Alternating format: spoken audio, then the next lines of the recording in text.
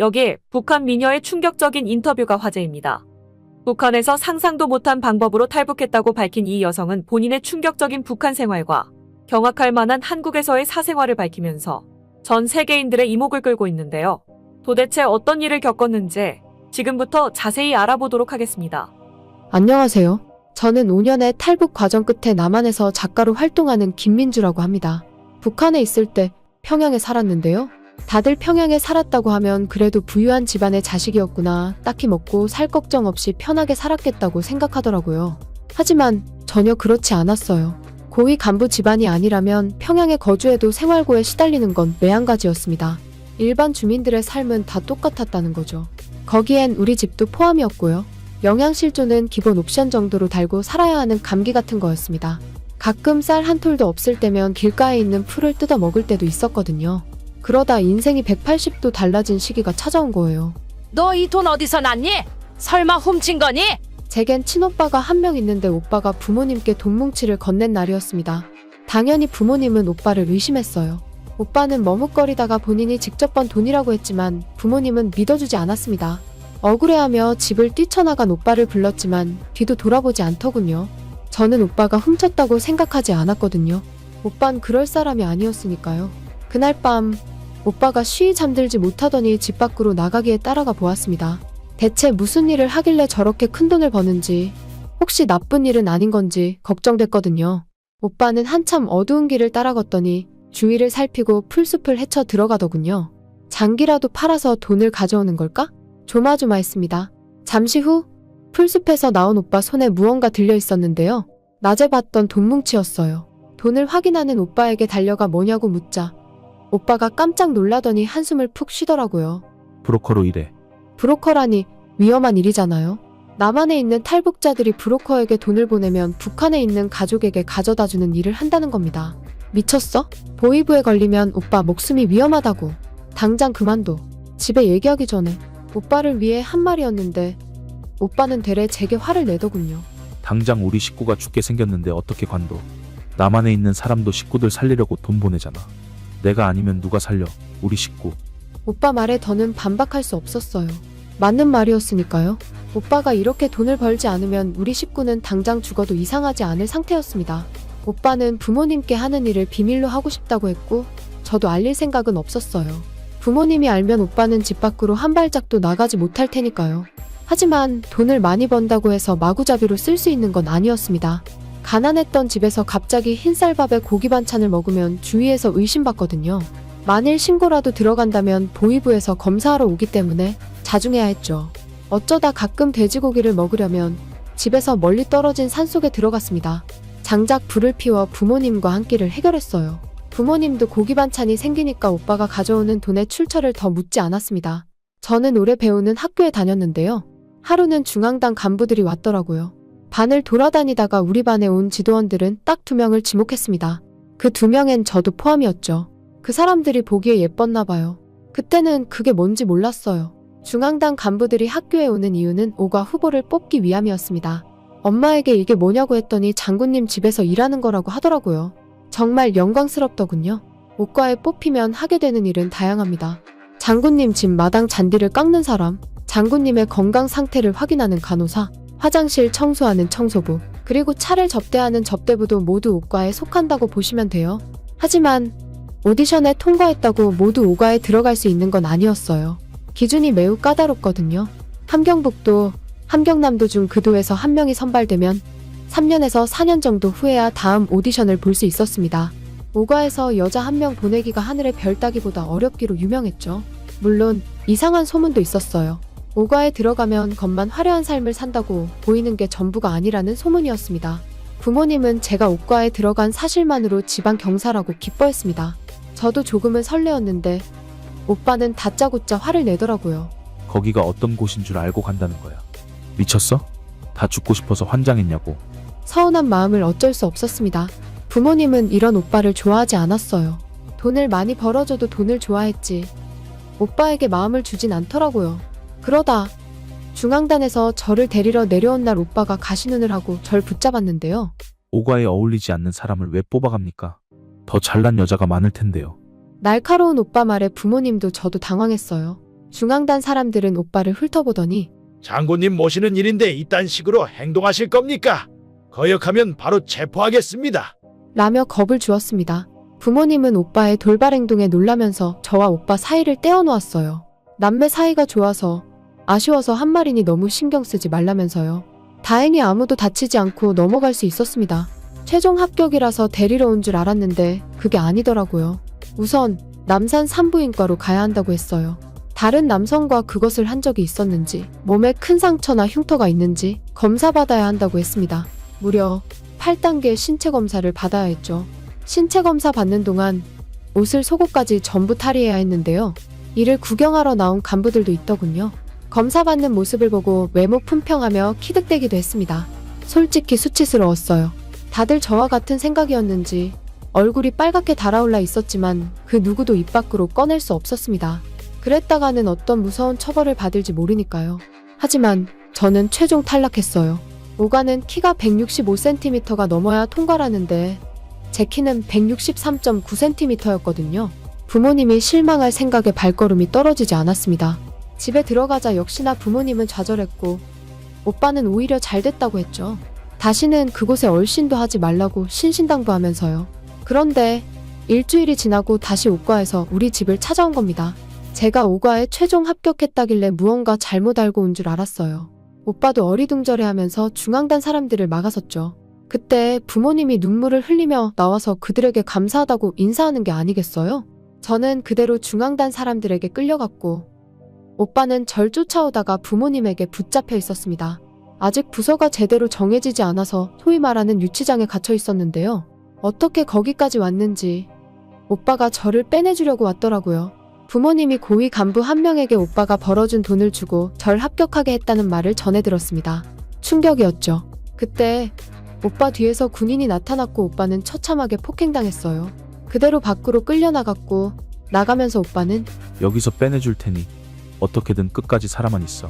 라고 했습니다. 사실 이때만 해도 오빠가 왜 저렇게까지 하는 건지 이해하지 못했는데요. 불과 하루 만에 오빠가 오기만을 기다리게 되었어요. 오가에서도 기쁨조는 3조로 나뉩니다. 성적 만족을 주는 만족조, 안마로 피로를 풀어주는 행복조, 그리고 제가 들어가게 된 가수와 댄서로 구성된 가무조가 있습니다. 당연히 가무조에서 제가 할 역할은 노래인 줄 알았는데 이건 엄청난 착각이었더군요. 성적 봉사에 필요한 기교와 예절을 배워야 한다는 겁니다. 말만 들었을 때는 사실이 아니라고 생각했고 나중에는 교과 서적으로 배우는 줄 알았습니다. 하지만 이건 실전이었어요. 우리 교육을 담당할 고위 간부들이 오더군요. 세부 기교까지 직접 훈련받아야 했습니다. 매일매일이요. 기쁨조의 대우는 월등히 좋았지만 정신적으로 버티기가 너무 힘들었어요. 죽고 싶을 만큼 이곳에서 나가고 싶은 생각뿐이었죠. 장군님의 허락 없이 연애는 꿈도 못 꿨으며 외부와 단절된 숙소에서 군대처럼 억압된 생활을 해야 했습니다. 이건 양반인 수준이었어요. 기쁨조 활동 5년 정도가 지나 25세가 되면 나라에서 정한 남자와 결혼하거나 고위 간부의 첩 노릇을 해야 했습니다. 정말 끔찍한 삶이지 않나요? 이런 사실을 모르고 다들 오가에 가고 싶어 한다는 게 분통했어요. 일부는 나이가 들고 병들어도 여기를 쉬 벗어나지 못하고 늙어 죽을 때까지 노예로 살기도 했다고 들었습니다. 저는 그런 삶을 원치 않았어요. 같은 방을 쓰는 사람들에게 함께 도망가자고 했지만 다들 후환이 두려워 남겠다는 사람뿐이었죠. 며칠 후 갑자기 군인들이 오더니 저를 데리고 다른 곳에 끌고 갔는데요. 가무조에서 고위 간부들 화장실 청소부로 바뀌었다는 거예요. 어떻게 된 영문인가 했더니 내 오라버니한테 전해 그 돈으로 널 빼내기엔 한없이 부족한 액수라고. 만날 수 있을지나 모르겠지만 그들은 저를 비웃고 가버렸습니다. 아무래도 오빠가 절 빼내려고 뒷돈을 줬는데 돈을 더 받으려고 하는 수작 같았어요. 오빠에게 알리고 싶어도 알리지 못하는 상황이 답답했죠. 그렇게 더러운 그들의 대소변을 치우면서 온갖 모욕과 수모를 겪어야 했습니다. 그곳에서 1년을 버티다가 오빠 덕분에 탈출할 수 있었어요. 주지 않아도 될 정도의 돈을 쥐어줬다기에 미안하더군요. 오빠는 괜찮다고 저더러 잘 버텨줘서 고맙다며 펑펑 울었습니다. 오빠의 우는 모습을 처음 봐서 마음이 아팠어요. 이때부터 전 오빠 말이면 무조건 따르기로 했죠. 탈북해요. 이곳에서 더 있다간 우리 전부 위험해진다고요. 오빠 말에 부모님이 경악했습니다. 저도 놀랐어요. 탈북이라니 생각지도 못한 말이었거든요. 언제부터 탈북 계획을 세웠는진 몰라도 전 오빠 말에 따르려고 했는데요. 부모님은 가문의 영광인 오과에서 저를 빼내왔다고 짐승보다 못한 취급을 하는 겁니다.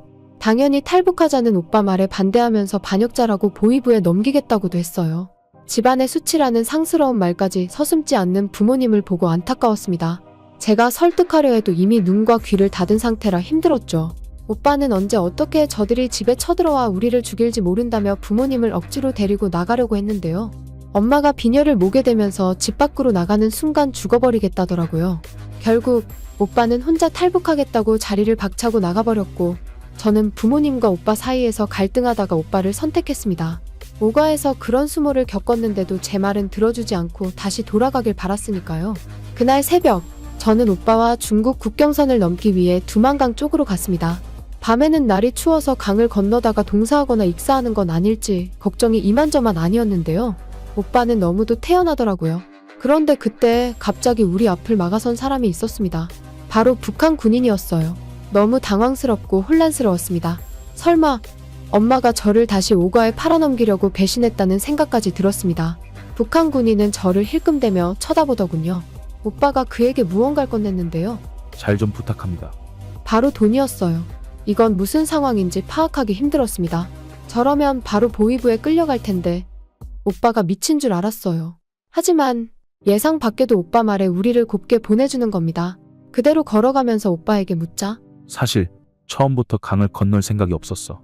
대부분의 탈북자는 몰래 강을 건너다가 붙잡히기도 하고 여기서 붙잡히면 바로 사살이거든. 아는 브로커를 총동원한 거야. 그게 아니었다면 저희도 여기서 죽은 목숨이었을 수도 있었겠죠. 생각보다 탈북하기 쉽다고 느껴졌어요. 오빠, 이렇게 탈북이 쉬운 거였어? 아니야. 오늘 그저 운이 좋았던 거야. 돈을 줘도 통하지 않는 놈도 있거든. 된다고 미리 말을 해놓고도 돌변해서 안 된다고 하고 사람 목숨을 가지고 더 흥정하는 놈도 있는데 정말 운이 좋았어. 국경선을 지키는 북한 군인들도 먹고 살아야 하다 보니 어쩔 수 없이 북한과 중국을 오가는 상인들이나 탈북 브로커들에게 뇌물을 받기도 한다더군요. 중국까지는 잘 넘어왔는데 그렇다고 안전한 건 또 아니었어요. 빠르게 제3국으로 떠나야 한다더라고요. 만일 중국에서 붙잡히게 된다면 강제 북송당해 수용기관에 끌려가게 되고 거기서 엄청난 고통을 겪어야 하기 때문입니다.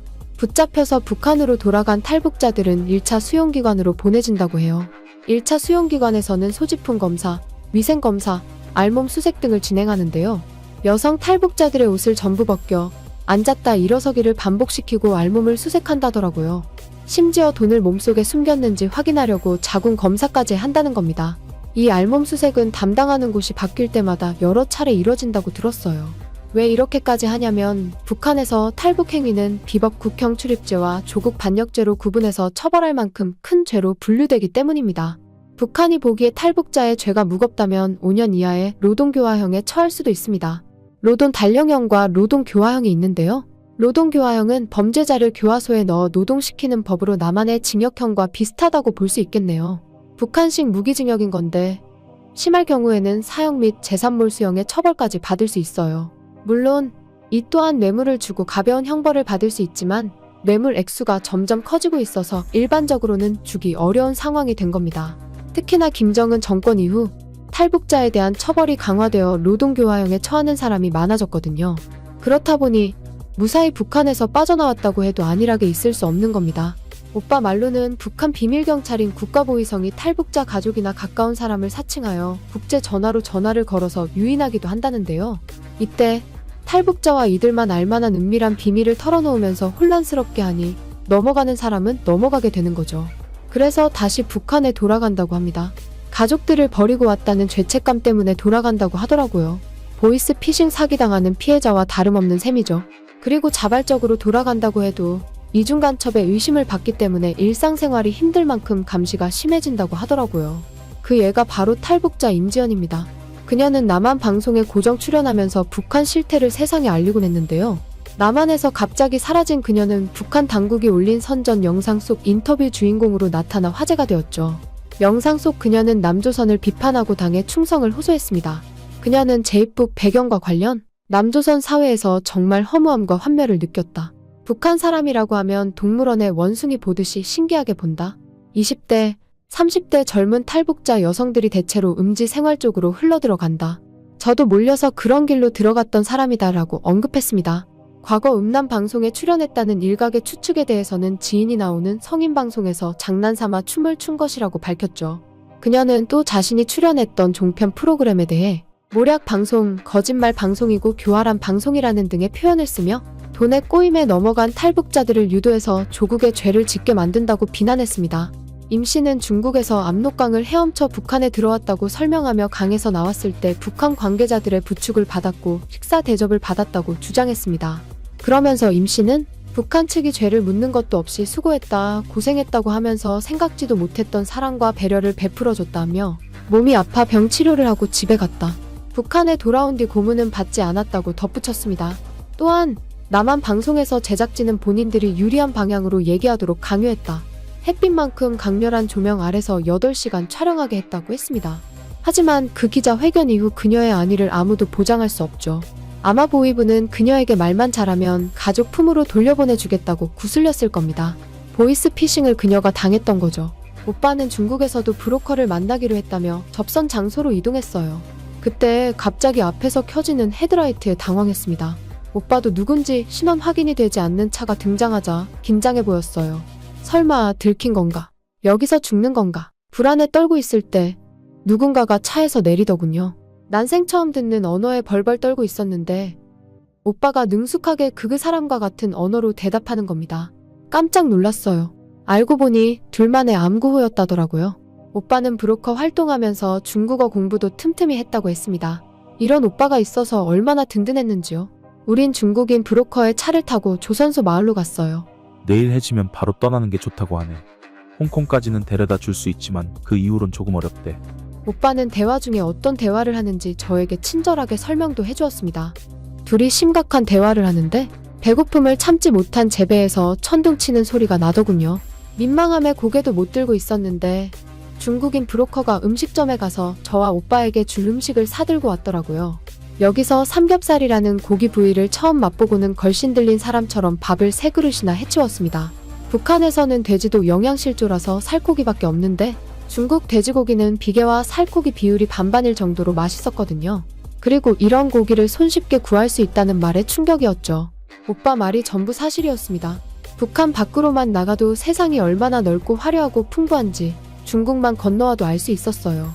다음 날 우리는 중국인 브로커의 도움으로 홍콩까지 갈 수 있었고 홍콩에서 대만까지 가는 작은 어선을 구할 수 있었습니다. 물론 대만 가는 배를 구해준 브로커는 오빠와 아는 사이가 아니라서 돈이 예상보다 좀 많이 들긴 했어요. 그래도 오빠는 배를 구한 것만으로 다행이라고 했죠. 잘못했다간 북송당할 수도 있었다면서요. 한껏 부푼 기대를 안고 배에 올라탔습니다. 정말 지옥 같은 북한에서 벗어나 오빠와 사람답게 살 수 있게 된다는 게 꿈만 같더군요. 출발한 지 5분 정도 지났을까요? 우린 또다시 난관에 부딪히게 되었습니다. 제가 먼저 발견하고 오빠를 불렀는데요. 배 모퉁이에 물이 점점 차오르고 있더라고요. 오빠는 바로 표정이 굳었고 아무래도 사기당한 것 같다는 오빠 말에 충격에 빠졌습니다. 여기까지 왔는데 결국 바다에 가라앉아 죽는 삶이라니 끝이 처참했어요. 배에 물이 차오르고 허벅지까지 찼을 때 눈물을 흘리며 오빠에게 고맙다고 얘기했습니다. 우리 남매는 서로를 끌어안고 최후를 기다리고 있었죠. 물이 목까지 찼을 땐 오빠가 절 잡아주고 있었는데요. 아직 죽을 때가 아니었는지 지나가던 중국 어선이 우리를 발견해 구해주었습니다. 그렇게 다시 중국으로 돌아가게 되었어요. 오빠가 잘 설명한 탓에 중국 어부들에게서 무사히 풀려날 수 있었습니다. 한참을 걷다가 중국 산시성 시골에서 밤을 보내기로 했죠. 오빠가 돈을 주고 부탁해서 허름한 폐허에서 쪽잠을 잤는데요. 시끄러워서 눈을 떠보니 엉뚱한 곳이더라고요. 오빠는 어디에도 보이지 않았고요. 많은 여자와 함께 있었는데 알고 보니 인신매매범들에게 잡혀온 겁니다. 외부와 차단된 공간에서 학대당하며 그들이 시키는 일을 해야 했어요. 조금이라도 밉보이면 바로 팔려가기 때문에 오빠를 다시 만나기 위해서 어쩔 수 없이 열심히 일했습니다. 시간이 얼마나 지났는지도 모르겠더군요. 시계도 달력도 없었거든요. 무슨 정신으로 탈출했는지 기억이 남아있지 않아요. 어느 날 무작정 달리고 달려서 오빠와 마지막에 있었던 폐허에 도착했습니다. 텔레파시가 통했는지 오빠도 그곳에 있었고 우리 남매는 다시 상봉하게 됐죠. 오빠는 더 이상의 위험은 없어야 한다며 브로커를 통하지 않고 대만까지 헤엄쳐서 가자고 했습니다. 어차피 이래서 죽나 저래서 죽나 선택권은 없었어요. 당연히 오빠 말에 따르기로 했죠. 그날 밤 잠수복과 오리발을 구해온 오빠를 따라 푸저우로 가서 대만 가는 방향으로 미친 듯이 헤엄쳤습니다. 힘이 부족해서 오빠가 끌어주기도 하고 밀어주기도 하면서 장장 18시간 만에 도착할 수 있었어요. 한참 헤엄치다가 다리에 쥐가 나는 바람에 죽을 뻔한 위기도 있었습니다. 오빠는 저를 업고 수십 킬로미터를 헤엄치기도 했어요. 오빠가 제 생명의 은인이나 다름없었죠. 우리 남매는 대만 땅을 밟고 눈물을 흘렸어요. 오빠에게 이제 안심해도 되냐고 묻자 고개를 끄덕여 주었습니다. 처음에는 현실로 와닿지 않았는데 지내면서 차츰 안정을 찾았습니다. 그렇게 대만에서 2년을 지내다가 드디어 남한으로 넘어오게 되었죠. 북한에서 배우던 남한의 모습과 너무도 다른 모습에 말문이 막히더라고요. 우선 남한에 도착하면 국정원에서 일정 기간 조사를 받아야 했습니다. 간첩인지 탈북자가 아닌데 탈북자인 척하는지 알아보는 과정이라더군요. 국정원에 깔끔한 정장 차림에 선글라스 낀 남한 남자들이 있었는데 하마터면 반할 뻔했어요. 북한에서는 보지 못한 귀티나는 멋스러움이었거든요. 아무튼 그 이후에는 하나원에서 정착 교육을 받고 대한민국 주민등록증을 받게 됩니다. 처음 주민등록증을 받았을 때의 기분이 아직도 생생하네요. 또 몸뚱어리 하나 달랑 갖고 왔는데 먹고 살 방법이 없다 보니 정착지원금 같은 돈을 주는데요. 주거지원금도 주었어요. 그런데 돈은 탈북자가 아니라 집주인에게 바로 주는 보증금 형태더라고요. 이렇게까지 혜택이 좋을 줄은 상상도 못했는데 행복에 겨웠어요. 무엇보다 제일 놀란 건 24시간 불을 사용할 수 있고 따뜻한 물을 쓸 수 있다는 사실이었습니다. 북한에서는 점등 시간이 있고 따뜻한 물도 나오는 시간이 정해져 있었거든요. 북한에서는 남조선은 지옥이라고 배웁니다. 그러니 굳이 대부분 탈북할 시도를 하지 않는 거죠. 나와보지 않으면 아무것도 알지 못하니까요. 오빠는 한국에 있는 브로커를 만나 인사를 나누었습니다. 그들은 탈북한 우리를 반겨주며 고생했다고 한 식당에 데려가 주었는데요. 뚝배기에 쿰쿰한 냄새가 나는 국물 그리고 밥이 섞여 있어 개밥인 줄 알았습니다. 화려한 거리와 다르게 먹는 음식은 개밥이라니 당황했죠. 조금 거부감이 들어서 오빠에게 못 먹겠다고 하자 오빠가 먼저 먹고는 맛있다고 미친 듯이 먹어대는 거예요. 배가 고프기도 하고 한국 브로커도 맛있게 먹는 모습에 속는 셈치고 한 입 먹었습니다. 그리고 저 혼자 국밥 2그릇을 먹었어요. 새로운 맛에 눈을 뜨게 되더라고요. 정말 맛있었습니다. 이 음식이야말로 혁명이라고 생각이 들 정도였어요. 남한에서는 이렇게 맛있는 음식을 매일 먹을 수 있다는 게 제일 기뻤습니다. 지금은 둘 다 어엿하게 남한에서 남한 사람들과 어우러져 지내고 있어요. 탈북한 지 벌써 1년이 다 되어 가거든요. 저와 오빠도 부모님에게 여기서 번 돈을 보내주고 있는데 브로커가 보내준 사진 속 부모님은 1년 전과 많이 달라져 있었습니다. 우리에게 지난날을 사과하고 본인들을 잊지 않고 돈을 보내줘서 고맙다며 눈물까지 흘리셨다고 하더라고요. 그 모습이 안타까우면서도 마음이 쓰였어요. 부모님도 꼭 남한으로 데려와 우리 식구가 함께 오순도순 사는 게 저의 최종 목표입니다. 남조선에서 태어난 여러분은 정말 감사해야 합니다. 대한민국이라는 나라에서 태어난 것은 행운이라는 것을 잊지 말고 살아주세요. 이스라엘과 무장정파 하마스의 전쟁. 민간인 사상자가 계속 늘고 있는 팔레스타인 가자지구. 부모들은 사후 신원 확인을 위해 자녀의 다리에 이름을 적는 비극적인 상황입니다. 현지 시간 22일 미국 CNN 방송 보도에 따르면 가자지구 아라크사 병원의 영안실에 유아와 어린이 총 4명의 시신이 놓여 있는데 이 아이들의 종아리에는 아랍어로 이름이 적혀 있었다고 합니다. 최근 가자지구의 부모들은 사후 신원 확인을 위해 아이들의 팔과 다리에 이름을 적는 일이 흔해지고 있습니다. 전쟁통에 아이를 잃어버리거나 공습으로 인해 시신이 훼손될 시 신원을 확인하기 어렵기 때문입니다. 현재 가자지구 내 병원들은 밀려드는 사상자로 인해 큰 혼란입니다. 부상자를 감당할 병상이 없어 다친 사람들은 복도에 임시 침대와 매트리스를 깔고 누웠고 영안실마저 포화 상태입니다. 그리고 최근 이 병원에서 근무하던 간호사가 한국에 불법 입국한 사건이 화제가 되고 있는데요. 이 간호사의 발언에 전 세계인들은 큰 충격에 휩싸였다고 합니다. 도대체 무슨 일들이 있었는지 지금부터 자세히 알아보겠습니다. 안녕하세요. 저는 팔레스타인에서 간호사로 근무하는 나즐라라고 합니다. 사실 남들이 보기에는 이상하게 느껴질 수 있는 일이지만 제 아들과 딸의 팔에는 저들 이름이 적혀 있습니다. 이건 우리 애들에게만 있는 일이 아닙니다. 동네에 있는 아이들 모두 팔이나 발 쪽을 보면 저들의 이름이 적혀 있거든요. 동물에게 원산지를 표기하는 것도 아니고 이게 무슨 해괴망측한 짓인지 궁금하시죠? 다 이유가 있어서 부모들이 제 자식들에게 해놓은 표시입니다. 그런 일이 없길 바라지만 만에 하나 내 자식이나 이웃의 자식이 사망했을 때 아이들의 신원 확인을 위해서 이름을 몸에 표시해 둔 거예요. 지금 팔레스타인 병원은 모두 아비규환 상태입니다. 제가 근무하는 가자지구 중심부에 있는 병원 영안실에 유아 1명과 어린이 3명의 시신이 놓여 있는데요. 확인해보니 종아리에 아랍어로 이름이 적혀 있더라고요. 이름으로나마 세상에 흔적을 남겼지만 안타깝게도 이 아이들의 부모 생사는 병원에 있는 그 누구도 알지 못합니다. 아라크사 순교자 병원 의사인 이아드 이사 아부 자에르 박사가 다음과 같이 말했습니다. 이스라엘의 공습과 봉쇄로 현재 응급실이 사상자 급증과 전력 부족으로 재앙적인 상황입니다. 시신이 계속 쏟아져 들어와서 피비린내 나는 날들을 보내고 있습니다. 전 세계 어떤 병원도 이 정도의 사상자를 수용해 치료하는 것은 불가능할 것입니다. 현재까지 제가 알기론 팔레스타인 사망자는 4,651명이라고 들었습니다. 이 정도까지 들었으면 모두가 아셨겠지요. 현재 우리나라가 전쟁 상태라는 사실을요. 저희는 이스라엘과 전쟁을 겪고 있습니다. 팔레스타인 무장 정파 하마스가 이스라엘을 기습 공격하면서 시작되었는데요. 하마스는 이스라엘 남부에 침투하여 수백 명의 민간인을 살해했고 일부는 인질로 잡아 가자지구로 끌고 가기도 했습니다. 이후 이스라엘 총리가 우리 팔레스타인과의 전쟁을 공식 선언했지요. 미국과 영국 그리고 독일은 자신들의 국가와 국민을 보호하기 위해서 이스라엘을 지지하겠다는 내용의 성명을 발표했는데요. 한국 윤 대통령도 하마스의 무차별적 공격을 규탄한다는 뜻을 전했다고 들었습니다. 아무 죄 없는 시민들이 죽어나가는 현장을 보고 있으니 지금 겪고 있는 상황들이 억울하고 한탄스러웠습니다. 그저 밖에서 우리를 보고 손가락질하는 다른 나라 시민들도 원망스러울 지경이었어요. 제 직업이 간호사잖아요. 전쟁 때문에 집으로 갈 시간조차 없었습니다. 두 아이는 남편에게 맡겨야 했고 24시간 병원에서 눈코 뜰 새 없이 바쁘게 지내야 했죠. 그러던 하루 수간호사님이 급하게 호출해서 갔다가 충격적인 광경을 목격해 다리에 그만 힘이 풀리고 말았습니다. 병실 침대에는 자리가 없어서 그냥 병원 바닥 구석에 널브러진 한 남자아이가 눈에 들어왔습니다. 익숙한 옷을 입고 있더군요. 제가 상상하는 사람이 아니기를, 그런 상황이 아니기를 바라면서 남자아이에게 다가갔습니다. 당연히 몸에 이름이 적혀 있을 테니 서둘러 그 남자아이의 이름을 확인했는데요. 이변은 없더라고요. 그 남자아이는 제가 그토록 소중하게 대했던 첫째 아들인 무라드였습니다. 나즐라, 미안해. 우리도 최선을 다했어. 무라드가 병원에 도착한 후 바로 심폐소생을 시도했지만 애초에 가망이 없었어. 나즐라, 무라드는 병원에 도착했을 때부터 호흡이 없었어. 오래 일해서 알잖아. 이런 상황에서 기적을 바란다고 해도 일어나지 않는다는 거. 그래도 우리 모두 한마음 한뜻으로 기적을 바라면서 최선을 다했어.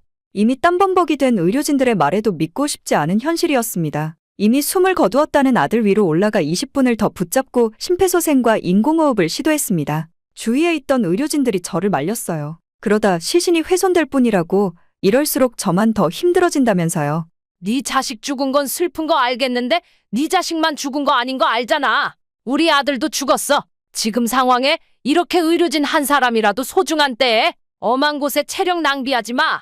이런 냉정한 말들도 있었습니다. 저는 아들을 끌어안고 병원이 떠나가라 울었습니다. 동료들은 자식을 잃은 부모 마음이 어떤지 느껴졌는지 조용히 자리를 피해 주었어요. 사망 원인은 심부전으로 인한 심정지라고 했습니다. 아들 상태가 이 정도라면 다른 가족들은 어디서 어떻게 처참하게 당했을지 상상조차 되지 않았습니다. 다른 가족이 무사하다는 보장도 없었지만 무사하길 바라고 또 바랄 뿐이었죠. 그대로 쓰러졌는지 깨어나니 직원 휴게실이더군요. 원장님은 제게 가족들이 걱정되면 집에 잠시 다녀오라며 외출을 허가해 주셨습니다. 감사 인사를 전하고 빠르게 옷만 갈아입고는 서둘러 집으로 갔어요. 딸과 남편 이름을 부르며 현관문을 열었는데 남편이 거실 소파에 앉아 술을 마시고 있는 겁니다. 얼굴은 피와 멍으로 엉망진창인 채로 말이죠. 대체 무슨 일이 있었던 거야? 희암은 어딨어? 우리 딸은 어디 있는 거야? 당신은 몰골이 이게 뭐야? 아, 정말 왜 그래? 말 좀 해보라고. 남편은 대답하지 않고 술만 마시고 있었습니다. 딸의 행방을 물어도 대답하지 않는 남편을 보고 초조한 마음에 큰 소리를 내버렸어요. 하지만 곧 입을 연 남편의 대답을 듣고 정신이 나갈 수밖에 없었습니다. 내가 희암을 지키지 못했어. 다 내 탓이야. 내가 힘이 없어서, 내가 못나서 우리 아들, 딸이. 남편 말은 이러했습니다. 아들 무라드가 사망해서 병원으로 오기 전날 하필이면 집으로 이스라엘군이 쳐들어왔다고 하더군요. 이스라엘 군인들은 거리와 집 곳곳에 숨은 민간인들을 찾아다녔고 남편을 포함한 마을성인 남자들은 아이들의 피신처에 그들이 가지 못하게 막았다고 했습니다. 하지만 그 사이에 참지 못하고 겁에 질린 무라드가 집 뒷문으로 뛰쳐나갔고 거리에 있는 군인들을 피해 도망치다가 큰 부상을 입고 쓰러졌다더라고요. 남편이 쓰러진 아들을 데리고 병원으로 오려고 했지만 이스라엘 군인들이 남편을 붙잡고 놓아주지 않아서 아들은 길바닥에서 숨졌다고 했습니다. 뒤늦게 발견한 이웃 여성이 아들을 병원으로 데려온 거였어요. 남편은 이스라엘 군인들에게 밟히고 때려 맞았다고 했습니다. 그러면 막내딸 희암은 대체 어디로 사라졌냐고 물었어요. 그놈들이 희암을 보자마자 바로 데려가 버렸어. 내가 희암만큼은 지키려고 막아섰지만 총기로 머리를 내려치는 바람에 이스라엘 군인들의 포악한 공격에 남편은 속수무책으로 당할 수밖에 없었다고 했습니다. 나중에 알았는데 우리 딸만 실종된 게 아니더군요. 이스라엘 군인들이 어린 여자아이들을 납치한 듯 싶었습니다. 이스라엘 군인들은 여성 주민들의 속옷을 갖고 모욕하는 영상을 찍으며 저들끼리 즐거워했다고 했어요. 가정집에서 발견한 여성 속옷을 손에 들고 소파에 기대어 입을 벌리고 있는 동료 군인의 얼굴 위에 해당 속옷을 들이우는 등 여성 속옷을 이용해 모욕감을 유발하는 영상을 소셜미디어 등에 게시했다고 했습니다. 또 여성형 마네킹의 이웃 주민의 여성 속옷을 입히고는 여기서 내 아내를 찾을 줄이야? 이러한 더러운 농담을 던지거나 가정집에 들어가서 인형의 여성 속옷을 입히기도 하고 탁자나 침대에 여성 속옷을 꺼내 늘어놓은 채 기념 촬영하는 등의 행동을 서슴지 않았다고 하더군요. 또한 가자지구와 요르단강 서안지구에서 여성과 소녀들을 대상으로 한 심각한 인권 침해가 벌어지고 있었습니다. 임의로 구금된 여성과 소녀들에게 생리대를 지급할 것을 거부하고 알몸 수색을 포함한 여러 형태의 폭력을 자행했다고 하더라고요. 이처럼 모욕적인 상황에 있는 팔레스타인 여성 수감자들 사진을 이스라엘 군인들은 그저 재밌다는 듯이 온라인에 올렸다고 했어요. 이처럼 많은 여성과 어린이들이 이스라엘 군인과 접촉한 뒤에 실종되었고 적어도 한 명의 여자아이가 이스라엘 군인에 의해 강제로 이주당했다는 보고도 전해 들을 수 있었습니다. 여러 사람의 이야기를 종합해보니 아무래도 제 딸도 이스라엘군에게 잡혀간 게 틀림없었습니다. 왜냐하면 혹시나 해서 온 마을을 돌아다니며 딸을 찾았지만 어디에도 보이지 않았거든요. 그러다가 요르단 강가에서 무더기에 여자아이 시신이 발견됐다는 소문을 듣고 불이 나게 남편과 함께 달려갔습니다.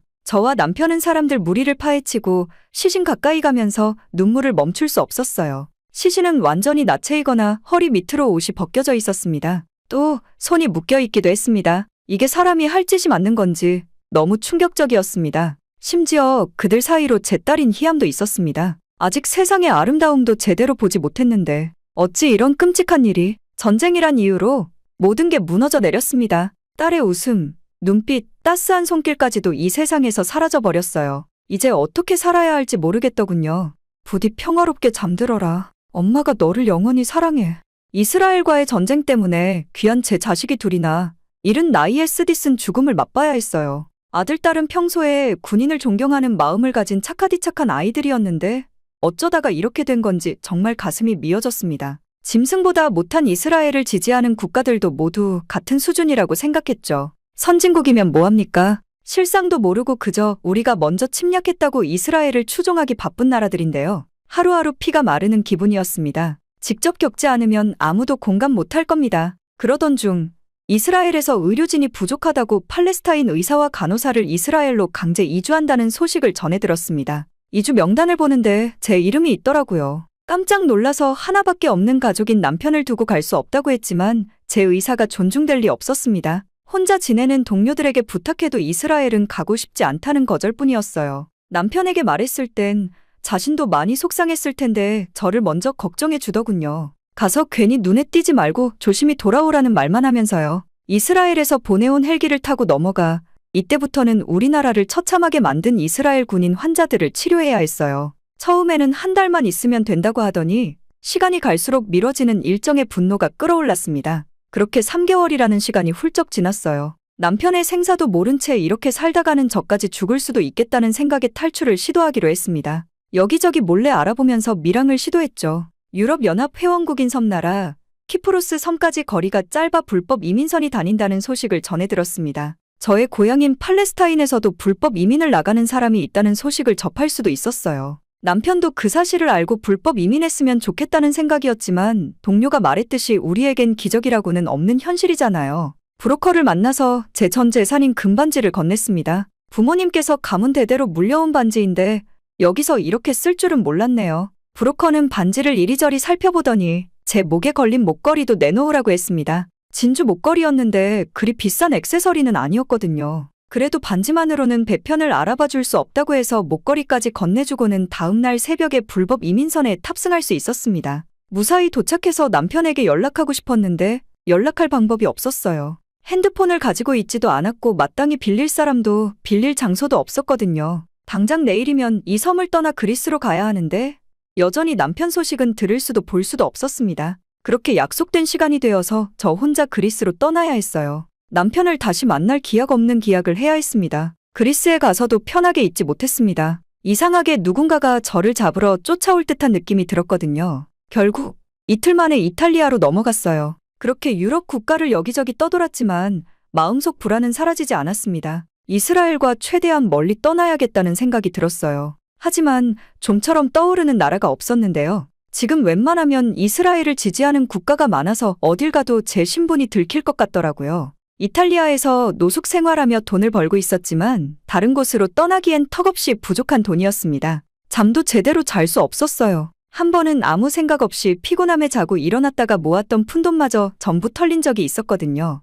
이러다가 정말로 이탈리아에서 붙잡힐 걱정이 들었습니다. 이렇게 돈을 벌 수만은 없겠다는 생각에 길거리로 나가 보았는데요. 제 눈에 들어온 사람들이 있었어요. 바로 소매치기범들이었습니다. 이탈리아에 여행 온 여행객들을 대상으로 그들의 지갑과 핸드폰은 물론이고 비싸 보이는 소지품까지 손쉽게 훔쳐가더라고요. 그러면 안 되는 줄 알면서도 남 걱정할 새가 없었습니다. 처음엔 서툴러서 몇 번 경찰에 붙잡힐 뻔도 했지만 다행히 붙잡히진 않았습니다. 여기서 경찰에 걸리면 죽음뿐이라고 생각해서 미친 듯이 도망쳐 다녔거든요. 종일 소매치기만 시도하고 있으니 점점 실력이 느는 듯했습니다. 무려 일주일 만의 성과였어요. 이제는 정말 이탈리아에서 최대한 멀리 떠나야 한다는 생각으로 마지막 소매치기 할 대상을 물색했습니다. 머리부터 발끝까지 세련된 복장을 한 동양인 여성이 눈에 들어오더군요.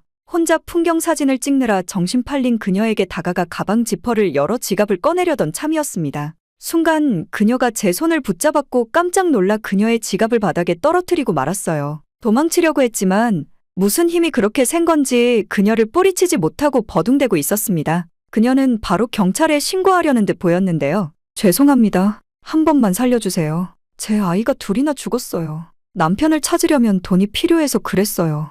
손에 불이 나도록 싹싹 빌자 그녀는 절 보고는 전화를 내려놓았습니다. 그러더니 갑자기 저를 끌고 어디론가 가더라고요. 제발 놓아달라고 사정했는데 그녀가 절 데리고 간 곳은 한국 음식을 파는 식당이었습니다. 자리를 잡고 음식을 주문하더니 금강산도 식후경이라는 한국 말이 있어요.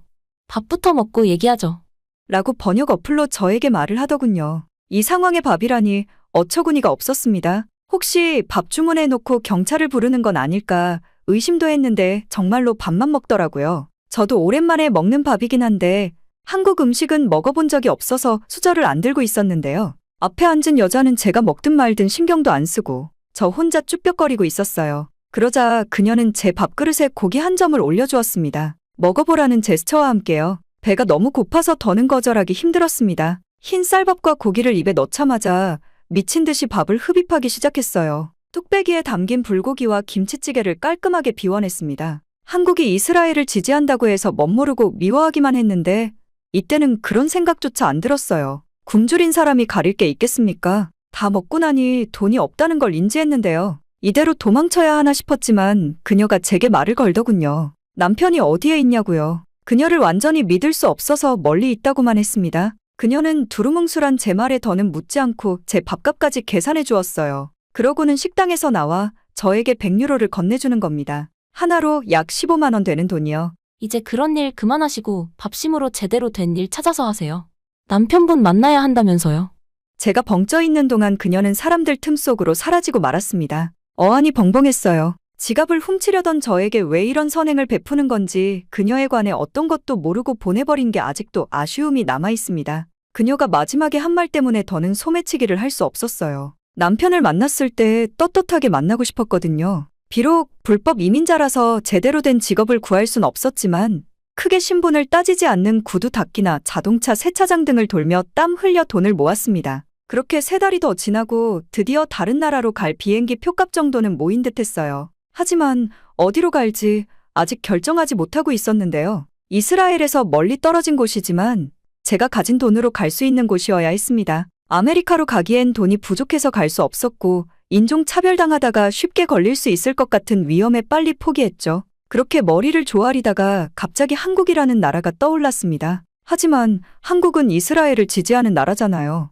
공항에서 걸리기라도 한다면 그대로 잡혀갈 텐데 고민이 많이 되었어요. 암암리에 제가 가진 돈으로 갈 수 있는 나라를 몇 군데 알아보았는데 중동 아니면 아시아기에 선택권이 없었습니다. 그렇게 두려움과 걱정을 안고 가짜 여권을 구해 한국으로 가는 비행기를 타야 했죠. 그런데 한국 공항에 들어서자마자 분노가 치밀어 올랐습니다. 팔레스타인에서는 지금 사상자가 몇천 명씩 나오고 있는데 이스라엘을 지지한다던 한국은 너무도 평화로워 보였거든요. 한국에 관해 아는 지식이라고는 한국도 휴전 국가라는 것인데 이들은 전혀 전쟁 걱정이라고는 없어 보였습니다. 다들 팔, 다리 멀쩡하고 난민도 없는 사회에서 여유롭게 웃으며 다니는 꼴이 저를 더 열받게 했어요. 마음 같아서는 소리라도 지르고 싶었지만 여기서 반란을 일으켰다간 경찰에게 붙잡혀 신분이 드러날 위험이 있으니 꾹 참고 공항을 빨리 벗어나야 했습니다. 택시가 공항 앞에 줄지어 있어서 금방 택시를 타고 제일 가까운 숙소 아무 곳에 내려달라고 했습니다. 혹시 외국인이라고 길을 돌아서 가거나 돈을 과하게 뜯어가는 건 아닐지 걱정했는데 그렇진 않더라고요. 내비게이션에 나오는 대로 가주었고 금액도 손님이 잘 보이게 나와 있어서 한결 마음이 편했던 것 같아요. 제가 도착한 곳은 인천광역시 중구 운서역 근처에 있는 호텔이었습니다. 바로 방값을 내고 지정받은 방으로 올라가 안내해 주시는 직원이 나가고는 TV를 켰는데요. 당연히 이스라엘과 팔레스타인 전쟁 뉴스를 보려고 그랬죠. 한데 그 어떤 채널에도 우리의 힘들고 비통한 전쟁 사태는 보도되고 있지 않았습니다. 충격을 금치 못했어요. 그렇다면 길에 지나다니는 한국인들은 이 끔찍한 현실을 전혀 모른다는 말이잖아요? 지금 한국 정부가 어떤 일을 벌이고 있는지도 모른다는 건데 어처구니가 없었습니다. 황당해서 말도 안 나오더라고요. 한동안 충격에서 빠져나오지 못하고 있었어요. 그때 초인종이 울렸습니다. 깜짝 놀라서 입을 틀어막고 의자 위에 발까지 올린 채 가만히 있었습니다. 방을 잘못 찾은 사람이겠거니 했는데 다시 울리는 초인종 소리에 심장이 쿵쾅댔어요. 설마 이 호텔 직원 중 나를 알아본 사람이 있었던 건지, 이스라엘에 연락해서 한국 군인이 나를 잡으러 온 건지 온갖 상상이 절 두렵게 했습니다. 눈에 전화기가 보여서 소화기를 들어 팔레스타인 집에 전화를 걸었지만 연결되지 않더군요. 초인종 소리는 자꾸 들려서 어쩔 수 없이 문을 열어보기로 했습니다. 군복을 입은 사람이 서 있을까 조마조마했는데 다행히 그건 아니었어요. 호텔 직원이었습니다. 현금으로 방값을 냈는데 급한 마음에 거스름돈을 안 받았다고 찾아온 거였습니다. 얼른 돈을 받고 황급히 문을 닫았죠. 그렇게 한참 방에서 몇 시간을 멍 때리고 있다가 해가 뉘엿뉘엿질 때 배에서 천둥 소리가 나더군요. 방 안에는 먹을 건 없어 보여서 나가서 구해와야 한다는 생각에 좌절했습니다. 밖을 나가고 싶진 않았는데 그렇다고 굶으면서 하루를 보낼 순 없었어요. 제가 살아있어야 남편도 딸도 만날 수 있으니까요. 그래도 어두워지면 길에 사람이 없을 줄 알았는데 한국은 아니었습니다. 밤에도 가로등이 많아서 길이 밝았고 건물 간판 조명도 화려해서 밤거리가 밤이 아니더라고요. 낮보다 더 사람이 많아 보였어요. 경계한 채로 편의점에 들어가 여러 음식을 계산하고 서둘러 나왔습니다. 호텔로 돌아가려는 순간 기겁하고 그 자리에 주저앉아 버리고 말았어요. 온몸이 떨리고 있었습니다. 제가 이렇게까지 놀란 이유는 전방에 군복을 입은 군인이 서 있었거든요. 유럽에서도 잡히지 않았는데 여기서 잡힐 줄은 전혀 몰랐습니다. 너무 억울하고 분통했어요. 이스라엘과 한통 속인 한국으로 온 게 잘못이었죠. 이렇게 금방 들킬 줄 알았으면 한국이 아닌 다른 곳으로 갔을 거예요. 호텔로 가려면 한국 군인이 서 있는 방향으로 지나가야 하는데 차마 몸이 움직이질 않더군요. 그 군인은 주위를 살피더니 저와 눈이 마주치자마자 저에게 걸어오기 시작했습니다. 놀라서 얼굴을 가리며 오지 말라고 막 소리쳤어요. 하지만 그 군인은 아랑곳하지 않고 제 행동에 놀랐는지 능숙한 영어로 괜찮냐고 물어왔습니다. 떨어진 음식을 봉투에 담아 건네주기까지 하더라고요. 저는 그가 제 얼굴을 아직 못 봐서 정체가 탈로 나지 않았다고 생각했습니다. 바로 봉투를 받아서 숙소로 달려가려는데 갑자기 그 군인이 저를 붙잡는 겁니다. 그러자 주위에 한국인들이 몰려서 저와 그 군인을 쳐다보며 수군거리기 시작했어요. 이 중에 혹시 저를 잡으러 온 스파이가 있을 수 있다는 생각에 얼굴을 최대한 가리고 있었습니다. 어디까지 가세요? 제가 모셔다 드릴게요. 이렇게 얘기하면 원래는 친절한 시민이라고 생각했겠지만 지금 상황은 그럴 수 없는 상황이었습니다. 다른 한국인들도 저에게 무슨 일이 있는 줄 알고 도와주겠다며 나섰지만 전부 뿌리치고 호텔 앞까지 쉬지 않고 뛰었어요. 숨을 고르는데 뒤에서 누군가 제 어깨를 두드리더군요. 화들짝 놀라서 돌아봤다가 그대로 숨이 멎어 쓰러질 뻔했습니다. 조금 전 저에게 선행을 베푸는 척하던 그 한국 군인이 서 있었거든요. 기겁하며 그대로 주저앉아 버렸어요. 여기서 잡혀가는 줄 알고 눈물이 차올랐는데 그도 숨을 고르더니 저에게 무언가를 건넸습니다. 봉투더군요. 제가 미처 챙기지 못한 소중한 식량이 담긴 봉투였죠. 고작 이거 주려고 여기까지 저를 쫓아온 그의 행동에 당황했습니다. 다리에 힘이 풀린 저를 일으켜주고는 저에게 계속 놀라게 해서 미안하다고 사과까지 하더라고요. 수십 번의 사과를 하고서도 마음이 쓰였는지 가던 길을 돌아갈 때 뒤돌아보면서 다시 고개 숙이고 갈 길을 가는 그였습니다. 멍하니 그가 가는 뒷모습만 보고 있었어요. 그가 다시 돌아보려고 하길래 얼른 객실로 올라갔습니다. 나중에 생각해보니 그는 베푸는 척이 아니라 진심을 다해 절 도와주려고 한 사람이었어요. 그때 알았더라면 감사 인사를 전했을 텐데 다시 만나지 못한 게 조금 아쉽네요. 제게 돈을 건네줬던 사람도 마찬가지였고요. 다음 날 체크아웃하고 길거리로 나왔습니다. 문득 깨달은 사실이 있었어요. 한국인들은 전혀 저를 신경 쓰고 있지 않다는 사실이었어요. 저를 잡으려고 감시하는 이도 없었고 그저 자신들의 바쁜 하루를 보내기에 집중하는 모습들이었습니다. 그리고 한 가지 신기했던 점은 이들은 화려하게 꾸미지 않아도 태가 나 보이더라고요. 혼란스러웠던 어제와는 다르게 조금씩 보이는 한국의 거리는 엄청나더군요. 형형색색의 간판들이 눈을 사로잡았고 음식점마다 줄 서 있는 사람들은 새치기 하지도 않고 자기 차례를 기다리고 있었습니다. 또 의아했던 건 한국 길거리에는 쓰레기통이 보이지 않았습니다. 번화가일수록 쓰레기통이 많은 외국과 달리 1995년 종량제 시행 이후 7,000개가 넘던 쓰레기통을 3,000개 수준으로 대폭 줄였다고 하더라고요. 그나마 남아있던 쓰레기통도 줄이는 추세라는데요. 쓰레기통이 없는 한국 길거리를 목격한 외국인들은 한국은 길거리에 쓰레기통이 없는데 깔끔하게 유지되는 게 신기하다. 쓰레기통이 없다고 길에 쓰레기 버리지 않는 문화가 멋지다. 한국인들의 훌륭한 시민의식은 전 세계인들이 배워야 할 부분이다. 극찬을 아끼지 않았습니다. 그리고 편의점, 패스트푸드, 영화관 같은 일반 상업 시설조차 분리수거가 일반화되어 있다는 점이 놀라웠죠. 분리수거가 번거로움에도 사람들이 비교적 잘 따른다는 점에 감탄할 수밖에 없었습니다. 한국의 올바른 시민의식에 점차 저도 모르게 관광객 마인드로 변하고 있었습니다. 그때 횡단보도 앞에 서 있는 한국 군인과 맞닥뜨렸어요. 어제와 다른 군인이었는데 그 자리에서 굳어버리고 말았습니다. 그가 저를 보고 미소를 지으며 다가오는 게 아니겠어요? 느낌이 분명 저를 잡으러 온 군인임이 틀림없었습니다. 어디로 피할 곳도 없어서 눈을 질끈 감고 파르르 떨고 있었는데 그는 아무렇지 않게 저를 지나쳐 가더라고요. 이게 무슨 상황인지 상황 파악이 잘 되지 않았습니다. 그 군인은 한 여성 앞에 서더니 신고합니다. 병장 김선호는 2023년 3월 31일부로 전역을 명받았습니다. 이에 신고합니다. 충성! 이러는 게 아니겠어요? 그 우렁찬 목소리에 주위에 있던 한국인들도 그 군인과 여성에게로 집중했습니다. 선호니?